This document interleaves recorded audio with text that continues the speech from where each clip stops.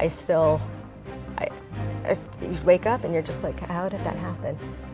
A local mom says a social media challenge left her daughter in this condition, but that's not the worst of it.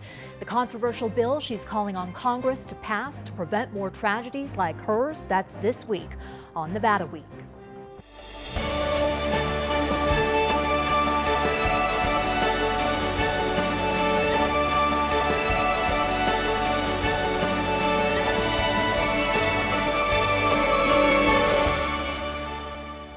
Support for Nevada Week is provided by Senator William H. Hernstedt. Welcome to Nevada Week. I'm Amber Renee Dixon. The Kids Online Safety Act, which you'll hear viewpoints for and against ahead, seeks to hold social media companies accountable when they recommend content to children that promotes self-harm, suicide, eating disorders, substance abuse, and sexual exploitation. Here in Las Vegas, Megan Stumer believes the bill, also known as KOSA, could have prevented a deadly car accident that seriously injured her daughter. It happened in June 2021 in South Carolina, right before she and her daughter planned to move to Las Vegas. I'd like to start by going back to June 17th, 2021. What happened on that day? On Wednesday, June 16th, that was the last day of my daughter's sophomore year of high school. She had recently gotten her license. We were getting ready to move in a few days. She and two of her friends decided to take the speed challenge. So after I went to bed, she snuck out with her two friends. They got my Hyundai up to over 100 miles per hour. The speed challenge was like 130 to 200 miles per hour. They hit a tree, and her friend passed away instantly. And then both girls in the driver's and passenger seat were severely hurt. Tell me about this speed challenge. So during the quarantine, we'd spent a lot of time with defensive driving to the DMV. The DMV had a little obstacle course, and it gave us practice on the highway, on the dark country roads, things like that. So and my daughter had a smartphone, so did I. I didn't realize it, but they were tracking her location. And with that, they knew that she was a new driver. They knew that she was a high school student who was working from home. She wasn't going in person. And they developed their algorithms. Well, one of the algorithms that they chose to send to my daughter, starting when she was 15 and then 16, has to do with speeding. And so when I was on her phone following the accident, I realized how many ads she got where it was like 20 seconds of crazy driving. And the speedometer always would go up, and it was always 150, 180. It would go over 200 miles per hour in certain scenes. Or it'd be like this little clip of a very young looking girl with like these little stars looking pouty and saying, "My face when my boyfriend says he's driving safe," and then it would flip and it would say 150 miles per hour. I never saw anything less than 130 miles per hour. That seems to be the starting point of the speed challenge or the speed algorithm. And then it would be followed by an advertisement. For instance, Tesla, more affordable than ever, 200 miles per hour. Just constant normalization of speed. And so they took the car out, they hit the tree, and it ended horrifically. When I asked my daughter about it later, like, why did you do this? She'd gotten straight A's for the first time in her life, and just never mentioned a fast car, never mentioned even a car that she liked. I was so far out of my radar. And her response was, I was really scared, but I wanted to take my turn. So the speed challenge is just the normalization and the incentivizing of driving 130 to 200 miles per hour. That's being sent to kids. How did you find out about what happened? So after the phones were released back to the families, we all looked at the phones. And I got onto the different social media accounts. My daughter had Snapchat, TikTok, and Instagram, along with different gaming apps and a few different ones. So she had been using them to chat, specifically during when we were all quarantined. They like they were using the chat features within social media platforms more so than the texting feature. So when you text, you're not getting all these ads. But in order to read what she had been talking about with her friends, I was trying to figure out, like, where did this influence, where did this idea to go 130 miles an hour, where did it come from? And at the time, it never occurred to me that companies were pushing it. I thought it was a peer influence. But in order to go back and read all the months of chat, which never found any peer influence for it, in order to read that, I had to watch, again, there's like a 20 seconds of craziness reel, and then the advertisements that came through. And at one point, I realized I was like, just being on her phone for all these hours, I was like, I think it's normal to go 130 miles per hour with my adult brain based on all the information they were sending her. Do you think you could have prevented this as a parent? So we've talked about COSA and having more regulation for social media. I was not ignorant, and I don't like the narrative that parents have to stop giving their kids screens and telling them, and letting them raise their kids. That's not what happened here at all. Absolutely. Had I understood that they were going to track my daughter's location and they were going to use that to determine her algorithm, I would absolutely turn off her phone. She could still have the smartphone. I would absolutely have had her turn off the phone, though, whenever we left the house, like whenever we left the house. Because I wouldn't have necessarily wanted her off of social media, and I hate to say that, but it's part of our problem right now and part of the reason we need more regulation. It's what kids use to connect. And so right now she doesn't want to be on the different platforms, but it creates an isolation. And so, so yes, I could have prevented it had I been more informed, but I wasn't uneducated and I was not hands-off. How would the Kids Online Safety Act have prevented this, in your opinion? One of the biggest things for me would have been transparency. If there's accountability and they have to disclose a certain amount of information, then as a parent, I would have understood a little bit more that they are tracking the location. That would have been a huge thing for me if I had understood that. Because what I did is I put a bullseye on my daughter's back because I spent all this extra time with defensive driving. You know, it's like, it kills me how many times I said, you know, if you ever hurt somebody, if you ever hit somebody's dog or a child ever runs out, you'll never forgive yourself. And we spent so much time on these defensive driving lessons and practicing. And really what I was doing was setting her up to be targeted. How is your daughter doing now? She's a fighter, but she's not doing, I mean, I don't know how to describe the pain, but she's doing good. Like, she's going to school, she's doing the best that she can do. She's had nerve pain every single day since 2021. More like recently it's gotten worse. So physically there's only so much healing that'll take place, and then you look at mental and spiritual, and we've had a ton of support. You know, I mean, family, friends, the little girl who passed away, their family has just stood by us. And so she's doing as good as she could be doing.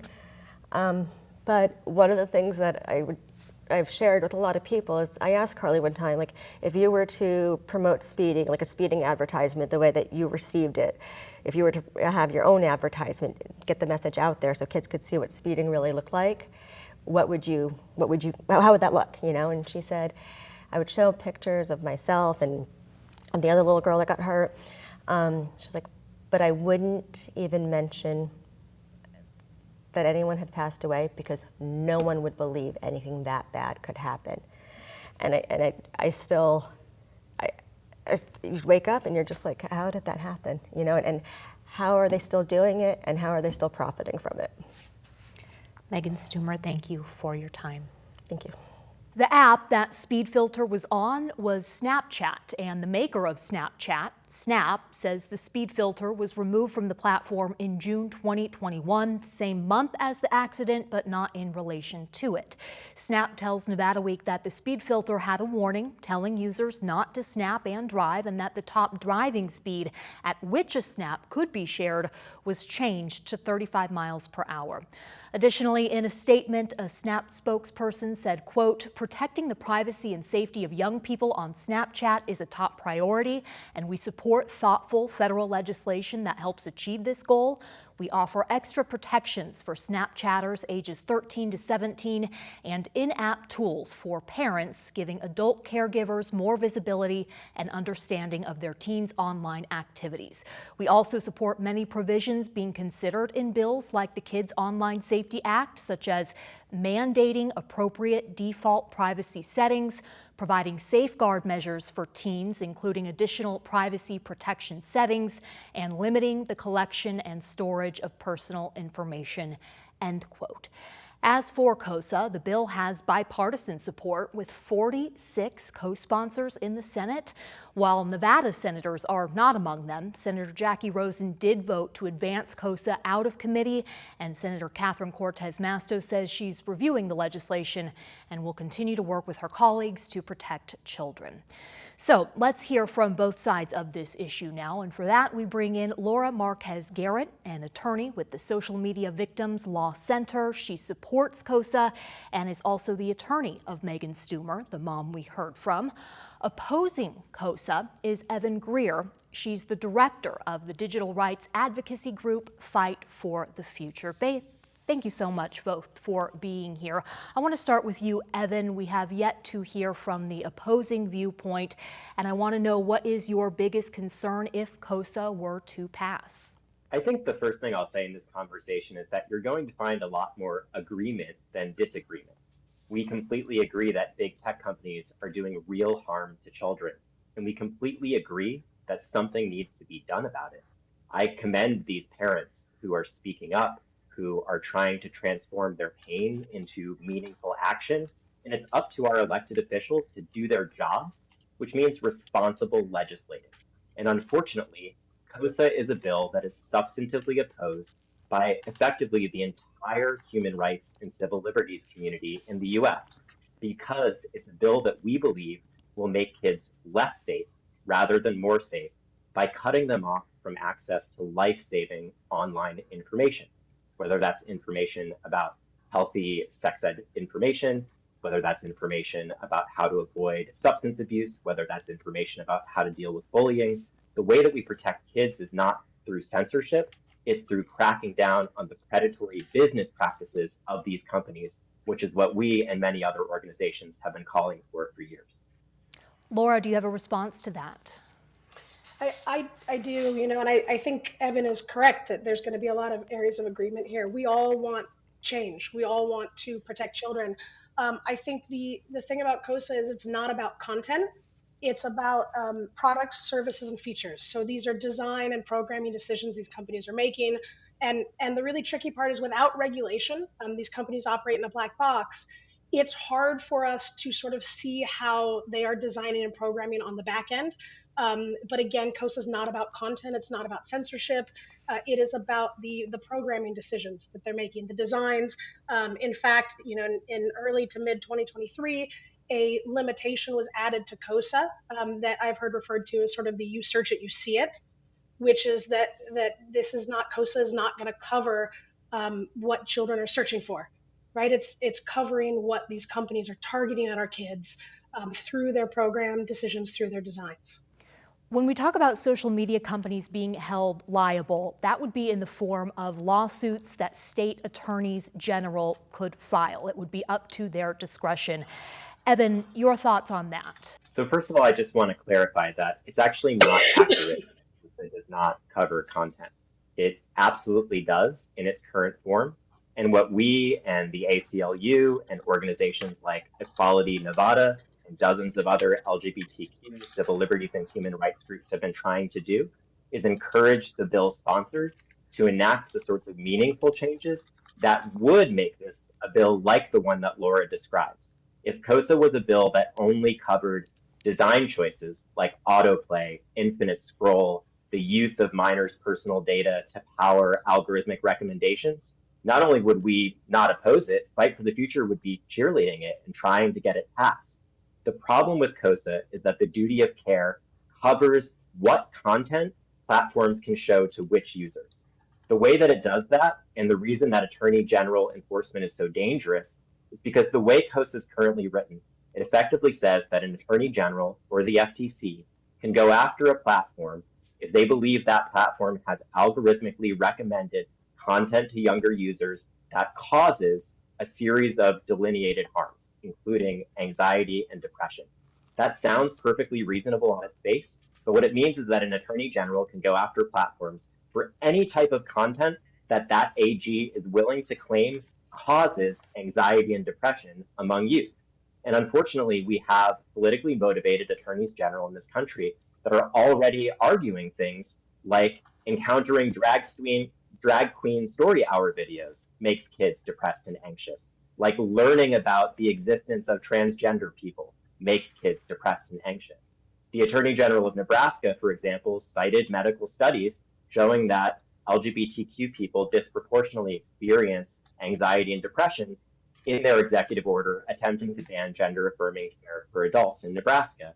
So we know that attorneys general are already willing to claim that all kinds of important content is causation for these types of mental health outcomes. And that's why we've been pushing to make sure that the duty of care in COSA can't be weaponized in that way. And if the bill sponsors would adopt the changes that the ACLU and other organizations have been calling for, then it would prevent that sort of weaponization while preserving the parts of the bill that we all agree on, like banning targeted advertising to kids, something that Fight for the Future has supported for years.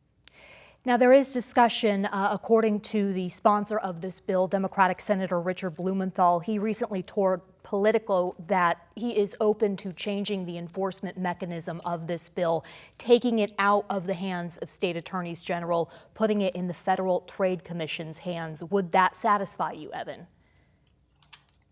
That would be an improvement, but unfortunately, we have to ask ourselves, how would the Trump administration have used this authority if they had had it when they were in power? How could a future administration use this authority if they have it? I'm not willing to gamble the lives of LGBTQ young people and the human rights, broadly speaking, across the web on the idea that we're always going to have someone thoughtful and progressive in the White House. I think we need to pass legislation that we know will do more good than harm, and that goes after the underlying business practices of these companies rather than giving the government a hammer with which to go after speech that they don't like. Laura, any response to that? I do. So I'm responding to sort of all of these statements. I mean, I think, Evan and I respectfully have to agree to disagree on what COSA provides. The point I would respond to is these are not libraries. These are not nonprofits. COSA in Section 2, I believe it is, specifically covers these for-profit platforms that are targeting and exploiting our children. The Section 3 duty of care includes a explicit carve-out that is Section 3B. It is a limitation that states that nothing in subsection A, and this is a quote, shall be construed to require a covered platform to prevent or preclude any minor from deliberately and independently searching for or specifically requesting content. So the way COSA works based on its plain language is that you could have a platform that never takes down or censors a single piece of content, and they are in compliance with COSA. And conversely, you could have a platform that takes down everything a conservative or liberal AG finds objectionable, whether it's suicide and self-harm, whether it's gun-related content, political content, LGBTQ. You could have a platform that takes that all down and is still in violation of COSA. Because again, it goes back to the programming, to the mechanisms, the tools that these companies are using, not the content third parties are posting. Right, that is not with that limitation in Section 3B. All a company would have to do is say, the child sought out suicide content. Right, so this is, look, our children make poor decisions. Often, they're children. Their brains are still developing. COSA is not about the poor decisions our children make. It's about the decisions these platforms are currently making for our children. And one last point on that. In the work that I do with SMVLC, working with thousands of families and children, seeing the back end data, we see every day examples of how these products are designed in a way that exploits and targets children, particularly LGBTQ. Everything from children searching for uplifting content and motivational speeches and getting what I refer to as "go kill yourself" content on some of these platforms, to children searching for gay pride and getting Westboro Baptist Church, "You're going to hell." And that is a function not of what these children are searching for. That is a function of the programming that these platforms are knowingly implementing to increase their own engagement, right? These are not choices our children are making. And that limitation in COSA specifically calls out, if kids search for resources, they will get resources. In addition to which, COSA does not apply to nonprofits, libraries, those types of organizations. Evan, how much of this is subjective? How much of the content that is out there in regards to mental health, because COSA emphasizes mental health, could be viewed by some as helpful and others as harmful? I think this is an incredibly important thing for us to focus in on, because there is no objective legal or even medical definition of what type of content is inherently helpful or harmful to kids. A piece of content about police shootings might make some kids depressed and inspire other kids to take action, for example. I also just want to respond directly about the carve out that Laura was mentioning around search. Unfortunately, it doesn't actually work that way. If I search on a social media platform for example, why do I feel different from other boys? And that social media platform then returns to me results related to gender identity or finding support resources for people with gender dysphoria. They are not covered by that carve out in COSA because they're algorithmically making an inference into what I was searching for. An attorney general can easily argue that that's not what I was looking for, that they should have returned to me results about conversion therapy.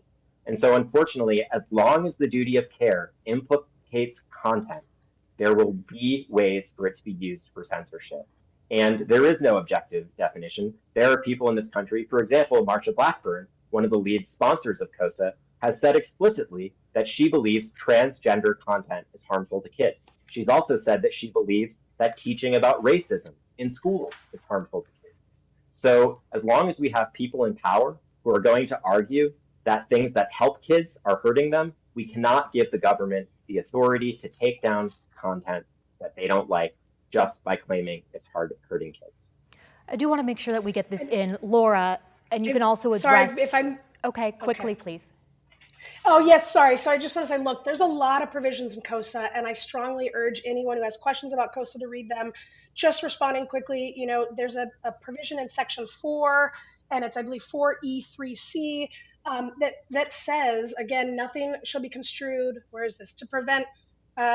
nothing shall be construed to prevent using a personalized recommendation system to display content to a minor if the system only uses information on language spoken, geolocation, or age, right? So that's yet another carve out in COSA that you would have to read all of COSA and sort of look for these specific carve outs that ultimately is going to protect in that scenario, because the goal there of COSA is it's not that they cannot have recommendation systems. It's that when those are being aimed at children, there have to be certain safeguards. There have to be default settings that in that Section 4 that children can select that will help create a safer experience. And then, of course, the one I just cited to, which says that the platform, as long as they are not collecting all these thousands of personal data points and targeting children one by one, they can still use recommendation algorithms with children. They just cannot use those in a way that is inherently dangerous. Laura, in the interview with Megan Stumer, your client, she talks about two different issues. One is the alleged tracking of her daughter and the alleged use of that data to target her with content that promoted excessive speeding. And then the other is the speed filter itself, the speed challenge. Would COSA address both of those? COSA is able to address many things that these platforms do. So while those are not specifically called out, you have a number of provisions in COSA, such as Section 5, which relates to disclosure. So the platforms would have to tell us how they're using data they're collecting from kids. So in Meg Stumer's case, one of the things that would have done was very clear and plain disclosures. Parents and Meg in particular would have been informed as to how the platform was using the data. Additionally, Section 6 of COSA, relates to transparency. And there's multiple disclosure categories so that when a company like Snap, Meta, TikTok identifies issues of potential harm to children, they have to disclose those. And that becomes a self-policing system where companies are now motivated to not deliberately harm consumers. When they identify these harmful features, they have a disclosure requirement. These are all critical provisions of COSA. We have about that 30 working seconds together- left. I'm going to give Yep, you the that's final it. word, Evan. Sure. So here's what I will say. Again, there's so much agreement on this call. We need to hold these big tech companies accountable. But to do that, we need to actually get legislation passed, which means that we can't be divided. As long as we are trying to pass a bill that is deeply controversial and that is opposed by dozens of human rights and LGBTQ and civil liberties organizations, big tech is going to keep getting away with murder.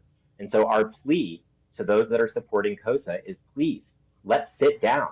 Let's come together and craft legislation that will keep all kids safe, rather than making perhaps some kids safer while putting other kids in danger. If we can come together, there are so many things that we can do to address the underlying business practices of these companies and mitigate the harm that they're doing.